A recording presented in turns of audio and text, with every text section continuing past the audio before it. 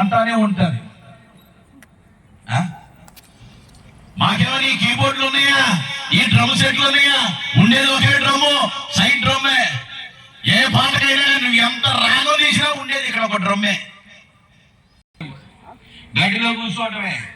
అది అక్కడ కూర్చుకొని ఇక్కడ కూర్చుకొని మళ్ళీ బాధపడాలి. మరి ఎండుగడ్డి, పచ్చిగడ్డి కూడా కాదు.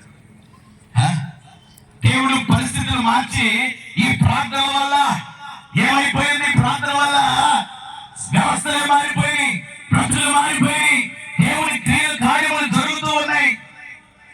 తప్పిపోయిన కుమారుడు మనం చూస్తే వాడు తిరిగి వచ్చినప్పుడు తండ్రి ఏం చేస్తూ ఉన్నాడు? పరిగెత్తుకుంటూ వెళుతూ ఉన్నాడు. పరిగెత్తుకుంటూ వెళ్ళడమే కాదు, అక్కడ మధ్యదారులు ఏం చేశాడు? ఉంగరం తీసి పెట్టాడు. వెళ్ళిపోయావు ఉంగరం పెట్టి చూసి వీరి చేతికి ఉంగరం పెట్టి పాదములకు చెప్పులు తొడిగించుడి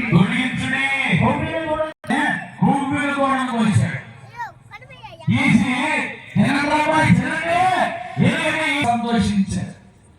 మనము కూడా మార్చగలిగిన దేవుడు, తప్పిపోయిన కుమారుడి జీవితం మార్చగలిగిన దేవుడు, ఇశ్రాయేలు ప్రజలు మార్చగలిగిన దేవుడు, ఈ రాత్రికాల సమయంలో నిన్ను కూడా మార్చగలిగిన దేవుడిగా ఉన్నాడు. ఆయన ఎంతైనా నమ్మదగిన దేవుడిగా ఉన్నాడు. Praise the lord. హల్లెలూయా. 6-7 వచనాలు చదువుకున్నాం. 62వ అధ్యాయం 6-7 వచనాలు. యెరూషలేమా, నేను యెహోవా దేవుడు ఏం చేస్తూ ఉన్నాడు? కావలి వాడిని ఉంచుతూ ఉన్నాడు యెహోవా దేవుడు.